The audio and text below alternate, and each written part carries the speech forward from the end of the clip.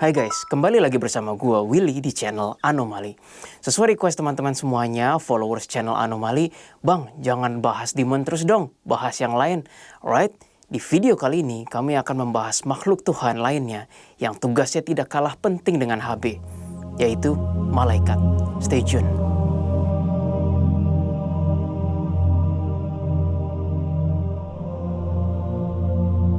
Sebelumnya gue mesti jelasin kenapa gue cuma sendirian kali ini. Biasanya kan ada Jesslyn dan Aileen.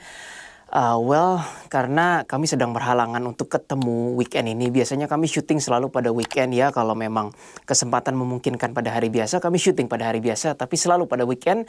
Dan sayangnya di weekend ini mereka berhalangan. Dan kebetulan juga memang pengalaman ini sebagian besar gue yang ngalamin. Jadi terpaksa gue yang cerita. Besides, pencerahan atau pengalaman yang dialami Anomali itu sometimes datangnya unexpected gitu loh guys. Sehingga bayangkan kita lagi kerja, kita lagi makan, tahu-tahu mengalami sesuatu. Entah bertemu ini, maksudnya bertemu gaib astral ya. Lah itu gimana langsung diceritain ke kamera? Kan kami harus nunggu sampai beberapa hari kemudian baru cerita. Nah disinilah makanya akhirnya gue cerita mengenai pengalaman gue bersama malaikat.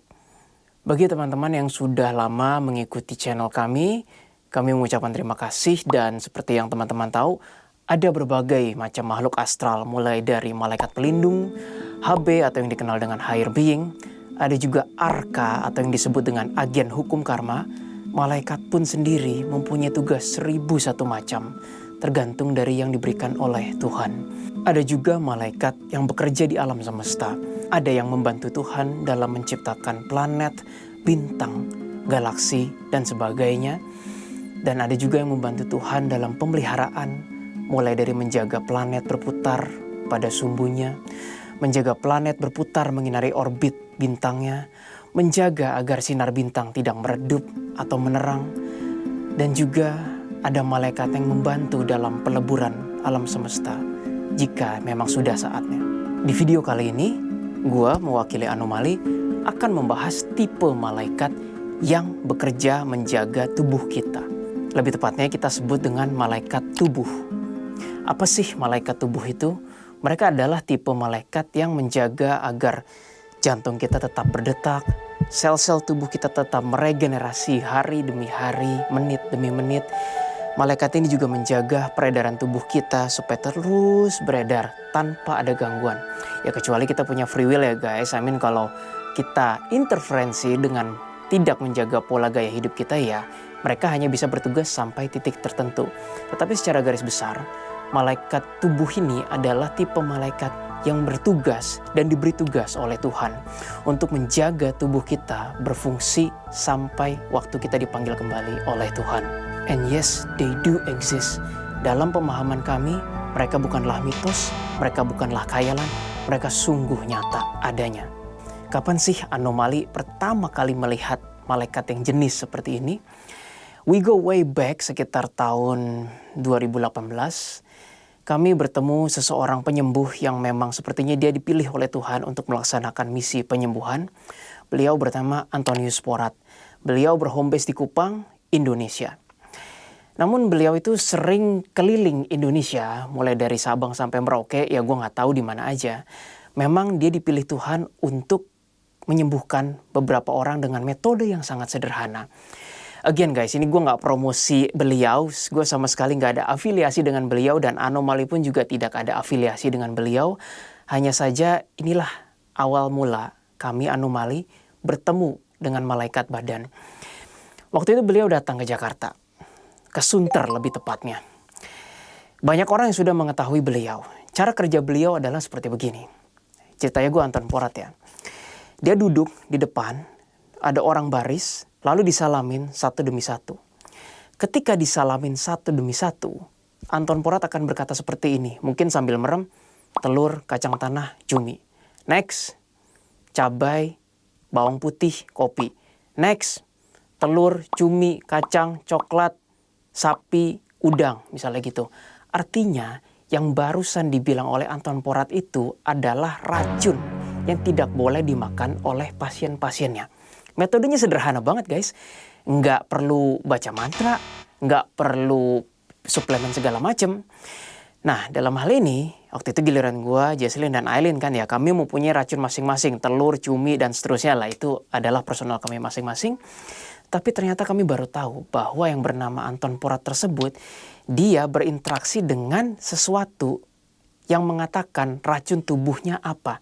Itulah pertama kali kami ngelihat, oh, beliau berinteraksi dengan setiap malaikat penjaga tubuh dari seribuan atau ratusan pasien yang ada berkumpul saat itu. Terhitung dari disebutkan racun itu, gue punya 3, Aileen punya berapa ya kamu, Lin? Jesslyn punya berapa? I don't remember. Tapi yang jelas gue ada 3 racun. Semenjak gue ikuti pantangan yang disebutkan Anton Porat gitu, terjadi perubahan signifikan dalam kesehatan saya, teman-teman.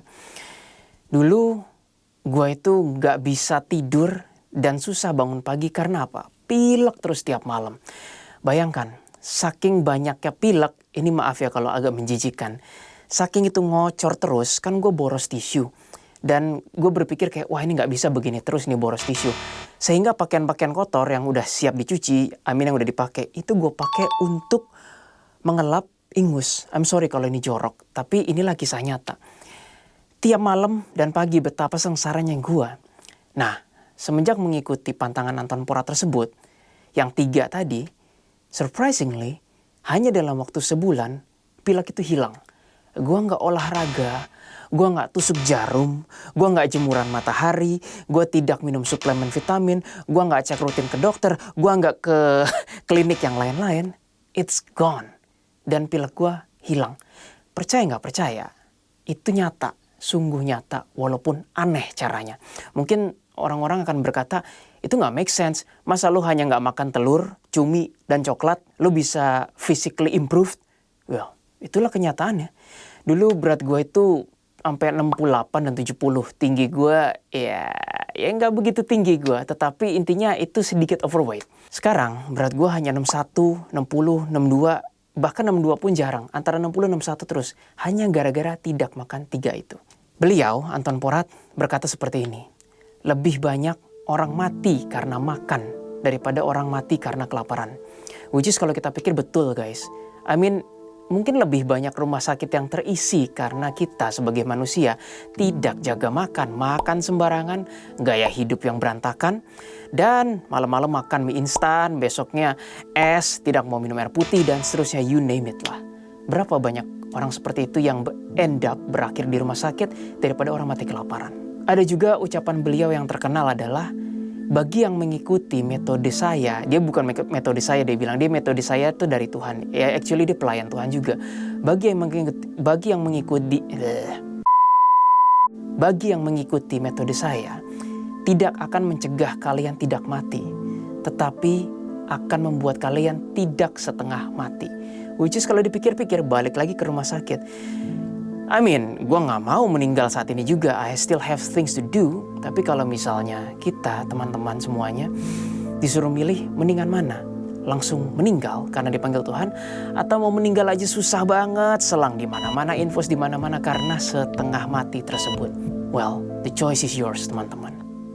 Nah, kalau tadi adalah pengalaman anomali bersama orang lain, sekarang gue akan cerita bagaimana anomali berinteraksi dengan malaikat tubuh pasien anomali sendiri.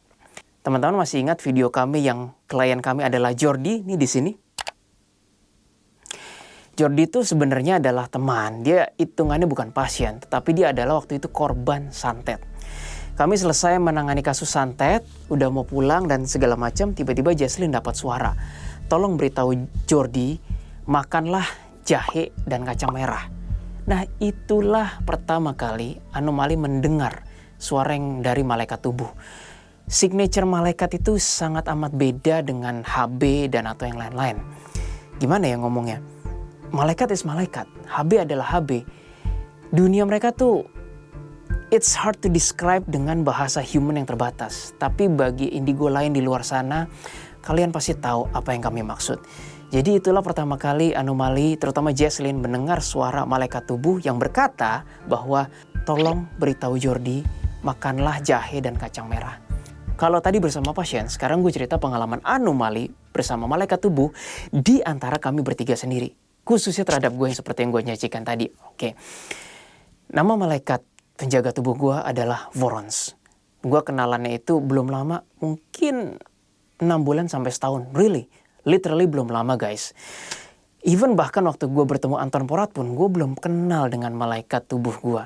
Baru akhir-akhir ini gue tahu, namanya adalah Vorons. Jadi ceritanya begini, gue itu bantu nyokap ngangkat galon dispenser itu loh. Tapi karena satu dan lain hal, galon ke dispensernya itu selip. Jadi gue terpaksa nahan pakai tangan kanan gue.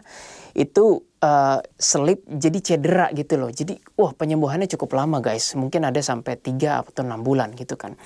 Dan malaikat tubuh itu bukannya mereka membypass hukum alam. Lalu kalau misalnya kita harusnya sakit 3 bulan.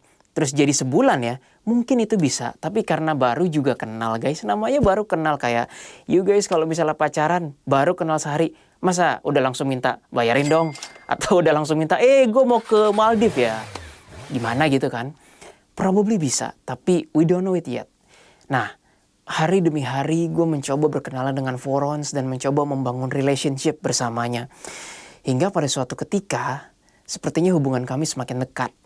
Dan gara-gara hubungan yang dekat itu, gue berasa makin sayang sama Vorons dan gue berasa Vorons pun makin care sama gue. Hingga ngelebihin batas guys. Ngelebihin batasnya gimana? Oke, suatu hari gue pengen olahraga di ruang bawah. Tapi gue hanya pengen olahraga yang simple kayak push up, skipping, plank, push up itu diulang-ulang kan. Waktu itu lagi jam 7 malam. Jadi listrik sudah pada nyala ya kan. Lalu pas gue olahraga itu, skipping, tahu-tahu guys, tahu-tahu listrik di rumah gue jebret gitu. Tetapi yang jebret tuh hanya tempat gue olahraga doang, which is di lantai 2. Yang lantai 1 nggak ada, yang daerah lain dapur juga nggak mati listriknya. Nah gue bingung dong. Kalau bagi teman-teman yang tahu kan, ini berarti MCB. Nah MCB itu seperti gambar ini nih. MCB itu adalah sirkuit-sirkuit yang di listrik rumah yang mengatur daerah per daerah. Jadi misalnya yang saklar 1 untuk ruang tamu, saklar 2 untuk ruang keluarga, saklar 3 untuk dapur dan seterusnya. Gue pikir MCB-nya pasti ada yang turun nih. Biasa kalau jebret itu turun kan ya mati listrik ya kan. Gue cek seluruh rumah nggak ada yang turun guys. Gue pikir mungkin master PLN-nya yang di depan tuh yang cuma 1.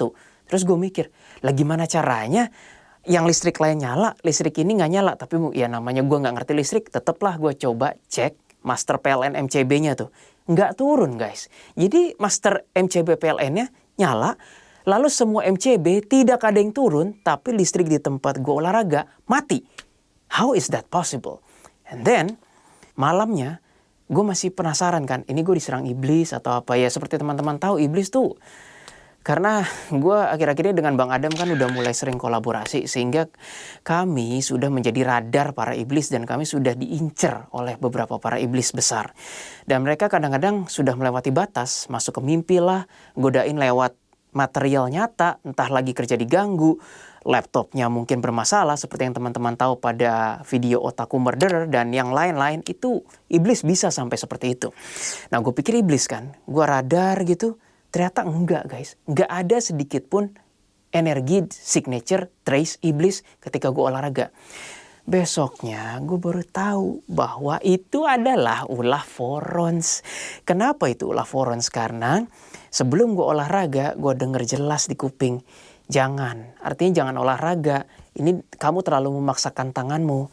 Tapi ya namanya gue pikirkan, mungkin teman-teman juga, itu hanya suara-suara, Kita olahraga harus push yourself, alias kayak jangan dengerin suara malas ya kan. Biasa personal trainer seperti itu kan. Ayo push up, burpees dan yang lain-lain. Capek, ayo gitu kan. Nah gue juga memaksakan diri. Tiba-tiba suara itu hilang. Puff, hilang begitu saja. And then lagi olahraga, puff, listrik mati. Gara-gara mati, mood gue dan semuanya hilang total. Sehingga gue gak pengen olahraga. Alhasil apa? Gue gak olahraga. Namun udah terlanjur dipaksakan kan. Esok harinya, tangan gue sakit. Nah disitulah Vorons bilang, aku sudah memberitahumu kemarin. Tetapi kamu tidak mendengarkanku. Akhirnya aku terpaksa berbuat itu. Malaikat bisa sampai segitunya guys. Besok harinya ketika gue makan, gue bilang ke Vorons, Kak Vorons, bahuku masih sakit. Ya dimarah-marahin dulu ya. Kamu sih gini. Ya udahlah ya, bodoh lah ya. Tapi gue bilang iya, aku boleh dimarahin. Tapi bolehkah aku minta tolong gitu. Lalu Forens bilang, ya sudah, jangan olahraga dulu, aku akan membantumu meriset, abstraknya tuh susah, dibilang meriset semua hal-hal yang harus diriset. Apakah itu metabolisme, otot, atau gue nggak tahu, tapi itu kata Forens. Lalu pas gue lagi makan, gue mau coba gini nih guys, pakai energi gue, kencang banget suara di sini. Jangan disentuh, maksudnya jangan interfere. Terus gue tanya, kenapa Kak Forens? Terus Forens bilang seperti ini, energimu manusia tidak kompatibel dengan energi para malaikat. Oh, gue baru tahu. Then gue diem aja. Jadi seharian itu gue pakai tangan kiri doang guys. Mulai dari ngambil makanan, piring, sendok, garpu. Ya makan boleh lah pakai sendok. Tapi yang lain-lain gue nggak mau pakai tangan kanan terlalu kenceng. Masih di hari yang sama, gara-gara gue paksain olahraga di hari sebelumnya, tangan gue sakit, cenut gitu kan. Terus gue bilang, Kak Forens, please help. Ini kenapa gitu loh. Dia bilang, itu proses, nggak mungkin ada sakit yang bisa sembuh dalam waktu sesingkat itu. Itu namanya hukum alam seperti di bypass, dan kami para malaikat tidak diperbolehkan melakukan itu kecuali atas izin Bapa, itu katanya.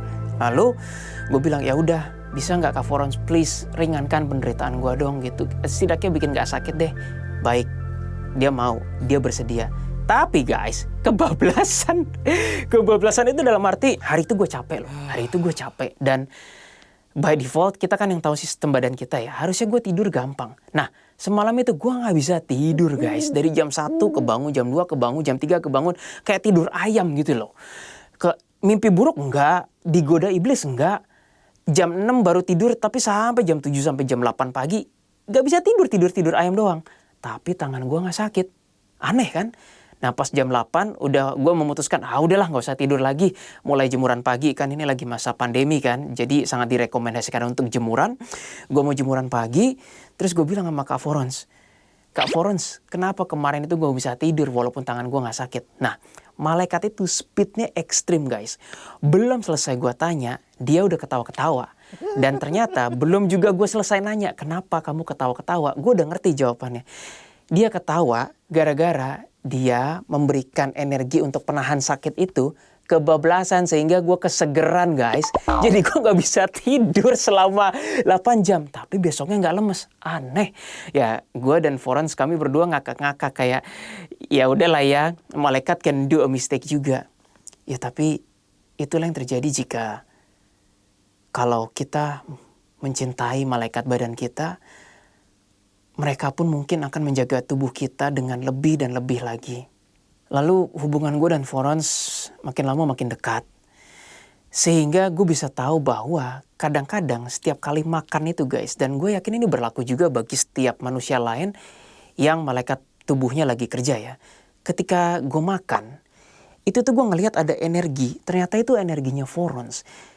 Forens itu men-scan semua makanan yang ada di depan kita, lalu memberikan abstrak kepada badan kita, kepada batin kita, whatever you guys wanna name it lah.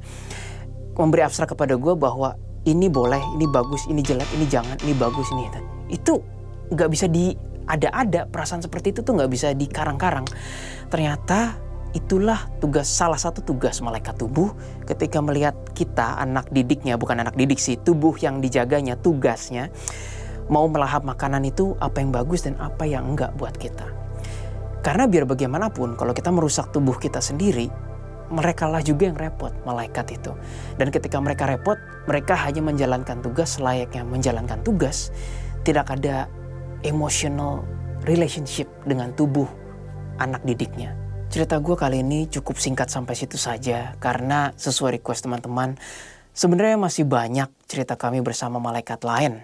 Antara lain ini beberapa nama malaikat yang pernah berinteraksi dengan kami. Ada yang namanya Abigail. Itu adalah malaikat pertama yang pertama kali banget berkomunikasi dengan anomali. Lalu ada Gabriel yang sudah sangat amat terkenal yang ada di Alkitab. Lalu ada juga Brahma, apa yang mungkin orang Hindu menganggap itu Brahma. Lalu ada juga Lucifer, one and only, tidak ada yang lain seperti di video ini. Lalu ada juga Forens, Seymour, dan Tuvurek. Mereka adalah nama-nama malaikat penjaga tubuh. Forens adalah malaikat badan gua, Seymour adalah malaikat badan Jesslyn, dan Tuvurek adalah malaikat badan bokap gua. Ada juga yang namanya Gahemoth. Ini adalah malaikat keren. Dia dulu adalah malaikat perang, sekarang ditugaskan menjadi malaikat badan Aileen. Ada juga Askron, malaikat yang membantu kami dalam menangani kasus JonBenet Ramsey seperti di video ini, silakan ditonton. Ada juga Livia yang bertugas sedikit di luar angkasa untuk menghindari bumi dari objek-objek luar angkasa yang bertubrukan. Ada juga Misael, Israel, Habel, dan lain-lain. Mereka adalah malaikat-malaikat yang baru akhir-akhir ini ditugaskan oleh Tuhan untuk melindungi gua, Jesslyn, dan Aileen. Karena seperti yang gue bilang tadi bahwa kami tuh rawan sekarang karena banyak sekali iblis yang udah gak suka dengan kami dan ingin menyerang kami. Nama-nama malaikat tersebut, I swear to God, kecuali nama-nama terkenal ya seperti Lucifer dan Gabriel, kami anomali gak pernah sedikit pun baca-baca buku atau dari ilmu-ilmu demonologis atau malaikat. Kami gak pernah tahu nama-nama itu. Nama-nama itu muncul begitu saja ketika kami bertanya kepada mereka. I swear to God. Gimana teman-teman semuanya? Apakah mungkin masih ada yang request, Kak cerita yang ini dong, Kak cerita yang ini dong? Komen di bawah ini ya, ditunggu. Gue pernah bertanya kepada para malaikat penjaga tubuh, bagaimana perasaan kalian jika kalian dilibatkan oleh anak didik atau tubuh yang kalian jaga? Mereka menjawab, tentu kami akan sangat senang. Kami merasa sangat bersemangat mengerjakan tugas kami. Malaikat penjaga tubuh adalah makhluk Tuhan yang sangat underrated oleh manusia. Di saat manusia selalu mengagungkan kebesaran Tuhan, tanpa sadar siapa yang menjaga jantung kita tetap berdetak, siapa yang menjaga sel kita meregenerasi hari demi hari, menit demi menit, detik demi detik. Jika ada orang-orang yang mengatakan, malaikat tidak bisa dilihat, kalian tidak mungkin berbicara atau berinteraksi bersama malaikat. Kalian jika melihat malaikat akan mati. Malaikat itu adalah setan menyamar. Well guys, dari pengalaman anomali, we can say that's hoax. Jangan biarkan diri kita terpengaruh oleh doktrin yang katanya, kata itu, kata orang itu, ataupun kata buku itu, kata buku ini. Biar bagaimanapun, pengalaman tidak bisa berbohong teman-teman semuanya. In fact, pengalaman batin adalah the only thing that's real for you and for us. Banyak kok cerita-cerita di dalam sejarah di mana manusia berinteraksi bersama malaikat. Mulai dari malaikat tersebut muncul di dalam mimpi, atau mungkin dalam bentuk cahaya putih, atau mungkin dalam bentuk pertolongan manusia tiba-tiba hilang begitu saja ketika dicari, atau bahkan mungkin pelek-ketuplek muncul dalam bentuk fisik jika Tuhan mengizinkan. Tuhan bekerja melalui 1001 cara dalam melibatkan seluruh makhluk ciptaannya. Mulai dari manusia dengan manusia, manusia dengan roh, manusia dengan HB, manusia dengan malaikat, manusia dengan iblis, bahkan malaikat dengan malaikat, malaikat dengan iblis, ataupun iblis dengan iblis. Dan dengan 1001 cara lain yang tidak pernah terpikirkan oleh otak kita yang sangat terbatas ini. Jagat raya ini tidak melulu hanya mengenai manusia, planet bumi, dan sekitarnya. Manusia lupa akan keberadaan dimensi lain dan makhluk alam semesta lain yang mereka juga bekerja, aktif, dan the most important adalah rasa kasih dan saling menghormati bisa terjalin antara kita manusia, makhluk yang sangat terbatas ini, dengan mereka. Bagi teman-teman semuanya, pesan kami anomali, cintailah malaikat tubuh kalian. Cintailah mereka, hormatilah mereka, sayangilah mereka, dengarkanlah mereka. Mungkin sebagian besar dari mereka hanya menjalankan tugas untuk menjaga tubuh kalian. Namun, jangan lupa bahwa mereka pun bisa mengasihi dan menghormati kita semua.